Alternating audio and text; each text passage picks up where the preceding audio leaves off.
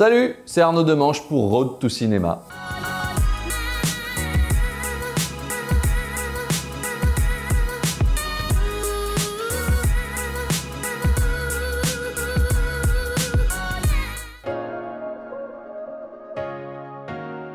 Alors Blanc et hétéro, ça raconte l'histoire d'un jeune humoriste qui en plus vient d'un univers un peu conservateur puisqu'il arrive de Versailles et qui tombe amoureux d'une militante d'extrême gauche.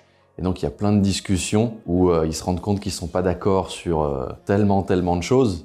Mais comme ils s'aiment, voilà, ils sont bien obligés de trouver des terrains d'entente. Et donc le spectacle raconte ça et ça permet de parler de la société d'aujourd'hui, du fait que les gens ont de moins en moins de facilité à communiquer puisque maintenant, dès qu'on est d'opinions différentes, ça clash très vite, essentiellement sur Internet.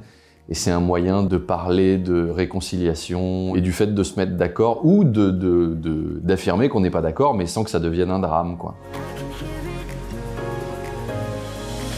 Eh ben, ça se teste, hein, tout simplement. Tu fais des petits tests de 3 minutes, et puis de 3 minutes en 3 minutes, bah, t'as 9 minutes, puis t'as 18 minutes. Là, le spectacle, je crois qu'il fait 1h40.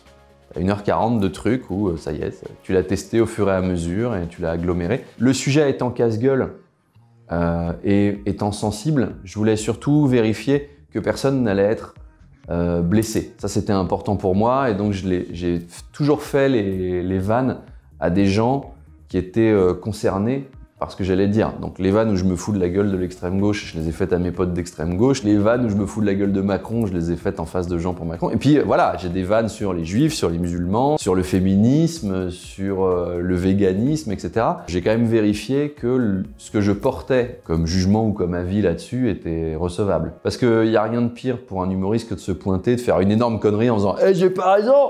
avec un grand sourire, et ce qui me conduit à le réécrire régulièrement d'ailleurs. Parce qu'il y a des choses qui vieillissent mal, il y a des sensibilités qui s'affinent, et puis il y a des trucs où on faisait très gaffe il y a 5 ans, puis on fait plus, donc on peut réouvrir les choses. Mais un humoriste, c'est quelqu'un qui doit être à l'écoute de la société qui l'entoure. On est des gens qui s'adressent à un public, mais si on considère que le public n'a pas son mot à dire et qu'on avance dans notre couloir de nage, bah c'est quand même emmerdant, surtout dans un spectacle qui prône le dialogue. Il faut que je sois capable de recevoir ce qu'on me dit. Donc il y a des trucs qui sautent, il y a des trucs qui reviennent, il y a des trucs que je remets. Puis il y a des trucs que j'assume avec une totale mauvaise foi en me disant là-dessus je m'autorise 2-3 minutes de kiff et puis jusqu'à présent personne ne s'est vraiment indigné, pas eu de protestation. Alors le titre, oui, il est très provocateur volontairement puisque je savais en le choisissant qu'il y aurait des nez qui se chiffonneraient, mais je trouvais ça intéressant. Donc le spectacle s'appelle Blanc et hétéro, et je l'ai choisi au moment de Nuit debout. Et c'est là qu'on l'a entendu pour la première fois, l'homme blanc, hétéro, cisgenre, le HSBC, tout ce truc-là. Et je me suis dit, merde, c'est moi. Et moi, je suis passé de mec lambda, et là je devenais une catégorie sociologique, et qui en plus avait le mauvais rôle. J'étais dans le camp des méchants, hein, clairement. Bon, j'ai rien demandé, j'ai rien fait de mal, je suis un mec plutôt gentil. Pourquoi d'un seul coup je me retrouve dans le camp des gars qui se font bousculer, tu vois. Donc du coup je l'ai choisi pour ça parce que c'était intéressant.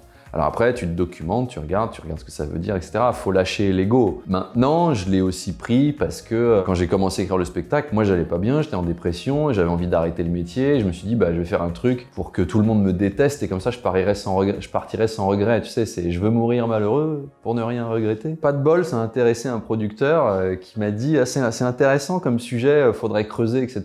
Puis ça a commencé à intéresser des gens dans mon entourage et ma volonté de suicide artistique, elle s'est retrouvée un peu contrariée parce que merde, ça devenait un sujet vraiment intéressant. Et puis après, on en parlait de plus en plus dans les médias aussi. C'est arrivé jusqu'à la patronne de France 2 qui vire, tu sais, les hommes blancs hétéros de plus de 50 ans. Ça a été Emmanuel Macron qui passe à la broyeuse le plan Borloo pour les banlieues sous les yeux de ce dernier en lui disant ça suffit les solutions de vieux mâles blancs hétérosexuels, etc. Donc ça devenait vraiment intéressant. Donc là, j'ai commencé à prendre le sujet de façon moins punk et à m'y intéresser vraiment. Mais je sais toujours que dans le Twitter d'extrême gauche à forte pureté militante, le titre fait des ulcères à l'estomac à 2-3 personnes. C'est ce que je suis, quoi. Je suis un homme blanc hétérosexuel. À un moment, c'est pas une insulte. J'ai un pote qui avait fait un jour un one man qui s'appelait Noir et Breton. Personne ne lui a jamais reproché, tu vois. C'est ce qu'il est.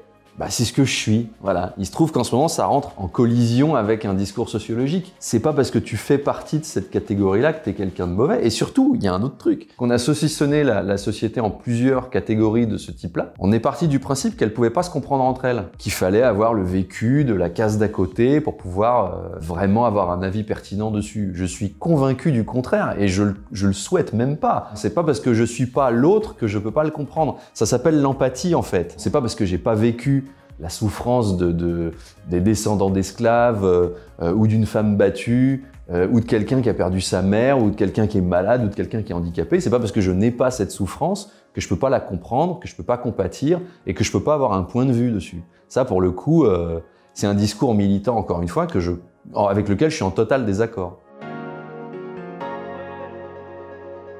Oula, alors la scène, moi j'ai voulu en faire depuis tout petit, parce que quand j'étais môme, mes parents, ils enregistraient des émissions de télé de divertissement sur des cassettes audio et ils passaient ça dans la voiture. Donc très vite, je me suis retrouvé avec des ambiances de Coluche, de Le Luron. Donc en fait, à 3-4 ans, j'ai commencé à apprendre ça par cœur.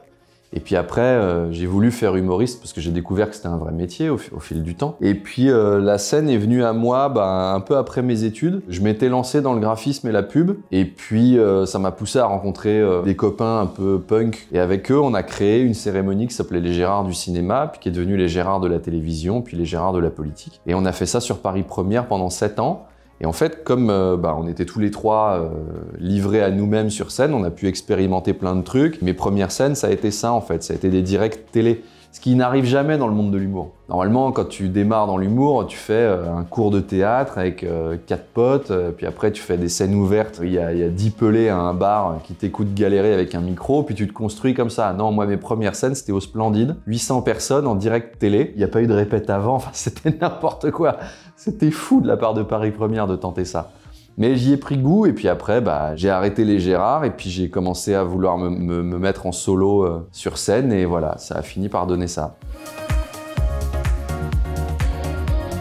Alors les Gérards, c'était une émission de télé dans laquelle on récompensait le pire du cinéma, de la télé, de la politique, etc. Et au lieu que le trophée ce soit un César doré, c'était un parpaing doré, donc beaucoup plus lourd. Le Gérard du désespoir masculin, le Gérard du désespoir féminin, l'animateur tête à claque, le Gérard de l'acteur, c'est pas qu'on l'aime pas, mais on en a marre de voir sa gueule partout. Moi, il y en avait une que j'aimais bien, c'était le Gérard du membre du duo qui l'a dans le cul. T'avais Fred Testo, Olivier Barou, Alexandra Lamy, enfin, tu sais, tous ceux qui avaient émergé à deux, puis t'en as un qui est devenu une superstar. À chaque fois, l'idée, c'était de réunir des petites choses qu'on observait dans le métier médiatique, et puis de se moquer de ça.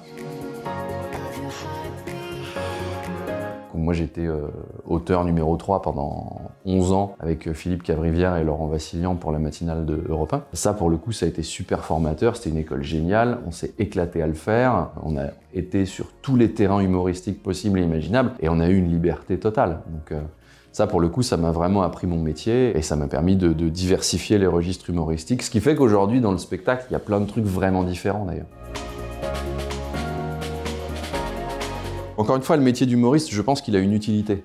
On n'est pas juste là pour alors soit gagner de l'argent, soit séduire des nanas, soit régler des problèmes psy. Ça, c'est les raisons pour lesquelles on monte sur scène au départ. Mais il y a toujours des raisons sous-jacentes qui font qu'on a ce besoin étrange de monter sur scène, expliquer ou faire rigoler des gens ou leur dire ce qu'on pense. Si tu observes le paysage humoristique, tu remarques que tous les humoristes ont leur petit violon d'ingres et qu'un mec comme Max Bird, par exemple, c'est un vulgarisateur scientifique qui dit pas son nom en fait. Pierre-Emmanuel Barré, c'est un éditorialiste politique qui dit pas son nom, etc., etc. Et donc dans le métier de l'humour, si tu t'enlèves la couche humoristique, on a tous en fait une envie de philosopher ou de faire de l'éducation populaire ou d'apprendre des choses à des gens ou de les consoler. Enfin, t'as aussi du rire médecin, du rire curatif, etc. Moi, je me suis un peu lancé là-dedans aussi parce que je voyais que comme on avait tous des propos à tenir et que la fenêtre de propos qu'on a le droit de tenir sans avoir d'emmerde se réduit, je suis parti sur ce terrain-là. Effectivement, j'ai eu envie de défendre cette idée. Et dans le spectacle, il y a effectivement un gros passage sur la liberté d'expression et le fait qu'elle ait été violentée ces dernières années. Et je parle autant de la censure que de Charlie Hebdo et toutes ces choses qui se sont accumulées et qui ont fait que l'humour aujourd'hui est un terrain beaucoup plus agité qu'il l'a été les 20 ou 30 années qui précèdent. On dit souvent, est-ce que Desproges pourrait dire la même chose aujourd'hui? Est-ce que Coluche pourrait dire la même chose aujourd'hui? Moi je pense que oui, mais il se ferait violenter avec la même énergie que ce que prennent aujourd'hui les humoristes. Il n'y en a pas beaucoup qui échappent à ça. Il faut vraiment faire des trucs très consensuels pour que jamais personne ne critique. Mais quand tu vois que ça a pu tomber sur des mecs comme Norman, qui est pas le mec le plus politiquement engagé dans son spectacle que tu puisses voir, ça dit qu'on est très observé en tout cas. Et que donc la parole qu'on a, faut mesurer chaque virgule, chaque mot, tout doit être pesé, ce qui est à la fois intéressant, à la fois stressant, et à la fois, dans les retours qu'on a, parfois très injuste. C'est comme ça. Mais bon, c'est un sujet intéressant et je pense que c'est marrant d'en parler sur scène en tout cas. J'ai rencontré ma copine qui m'a dit c'est faire des vidéos ou arrêter la scène, puisque maintenant c'est comme ça qu'on émerge. Il n'y a plus de radio, il n'y a plus de télé pour t'accueillir. Donc pendant un an, j'ai cherché, j'ai galéré, on a réfléchi à ça tous les deux. Puis au bout d'un moment, on a trouvé une formule qu'on a lancée en janvier 2020. En faisant une par semaine. Et puis ça montait. Moi, j'ai été monteur pendant 5 ans, donc je savais quand même arranger tout ça. Le ton, on avait fini par le trouver. Et puis au moment où on est vraiment bien installé, clac, confinement. Et là, les gens sont tous sur Facebook. Moi, j'ai envie de les consoler. Donc on commence à écrire aussi en fonction de ça. Et les vidéos font POM, ça explose. Et on alimente, et on reçoit plein de messages de gens qui nous disent « Ah, parlez de ci, parlez de ça, parlez de ça. » Ok, on va en parler, et on fait 40 vidéos qui sont quand même beaucoup partagées, très relayées, c'est suivi, et puis ça fait que la communauté de la page Facebook va en augmentant. Moi, j'ai choisi de pas les monétiser pendant le confinement parce que on voulait vraiment faire quelque chose de, ce que je disais tout à l'heure, un rire un peu médecin, un peu curatif, qui console, quelque chose d'enveloppant. Et aujourd'hui, beaucoup de gens qui ont vu les vidéos se retrouvent dans la salle. Ce qu'il y a d'assez bouleversant, c'est qu'au lieu de dire on a bien rigolé, ils disent merci. Ça fait quelque chose quand même. Ouais, bien sûr, plein. Évidemment, déjà dans le One Man Show, moi j'ai eu une claque en découvrant le stand-up américain, je l'ai découvert très tard. J'ai pris une gifle en regardant Bill Burr, Michael Che. Dion Cole, il est formidable le spectacle. Pendant tout le spectacle, il dit « Moi j'adore les grosses, j'adore les femmes grosses, elles sont super les grosses, j'adore, on s'éclate, elles sont super marrantes, elles baissent vachement bien, c'est les meilleures femmes du monde. » Et il te développe ça pendant... Et à la fin, il fait « Hein les gars, on est d'accord, qui est avec une grosse ce soir ?» Et donc, tous les gars, ils sont un peu coincés, puisqu'ils osent pas, tu vois, alors qu'il a fait que des compliments. C'est des pièges comme ça que j'adore. Tous les stand-uppers américains, George Carlin, mon Dieu, j'ai trouvé ça super. Après, il y avait toutes les références que j'avais moi, les grands classiques, hein, Coluche, Les Inconnus, Desproges. Rowan Atkinson, c'est un mec qui m'a fait mourir de rire. Mr Bean, c'est ce qu'on connaît le mieux, mais il a des sketchs qui sont super marrants sur scène. Il y a un mec comme Jim Carrey, je le trouve formidable. Dupontel, tous les films du Dupontel, je les ai dévorés. Je me suis beaucoup marré en regardant les Marx Brothers quand j'étais môme. Et puis alors, j'ai quand même un film culte que je suis capable de regarder 20 fois en me marrant toujours. C'est We Are Four Lions, et qui est exactement le genre d'humour que j'adore et que j'aimerais arriver à ce niveau-là un jour, parce que c'est des mecs qui prennent un sujet extrêmement casse-gueule et qui font un truc qui est inattaquable, qui est hyper fin. Le film raconte l'histoire de 4 crétins qui veulent devenir terroristes islamistes. Il n'y a pas plus casse-gueule comme sujet.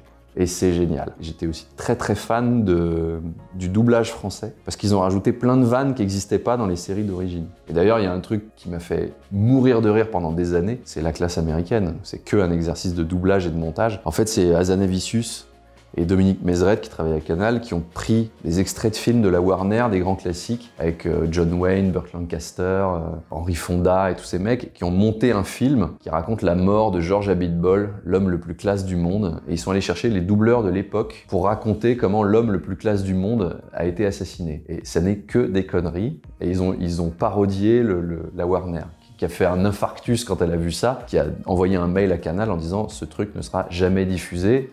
Évidemment, il a été circulé sous le manteau dans tout le milieu et même dans toutes les cours d'école, puisque moi je l'ai eu en VHS au lycée. Et ce truc-là, ouais, regardez-le, c'est les premiers trucs d'Hazanavicius, c'est à mourir de rire. Un conseil, avant de monter sur scène, il faut savoir pourquoi on y monte. Alors il y a plein de raisons valables, ça peut être des raisons très pragmatiques et basiques comme gagner de l'argent ou soigner des blessures d'ego. Ça, c'est des raisons valables. Mais il faut en être conscient. C'est-à-dire, faut pas monter sur scène en sachant pas très bien pourquoi. Ça, c'est ce qui va te donner le moteur pour avoir le courage de remonter le soir où ça se passera pas bien. Et Dieu sait que des mauvais soirs, on en connaît. Et puis après, un conseil, non, j'ai pas de conseil à donner, j'ai encore pas mal de choses, moi, à apprendre et à découvrir dans ce métier. Donc, juste la sincérité et puis se poser la question de pourquoi on est là. À mon avis, c'est déjà très bien comme première étape.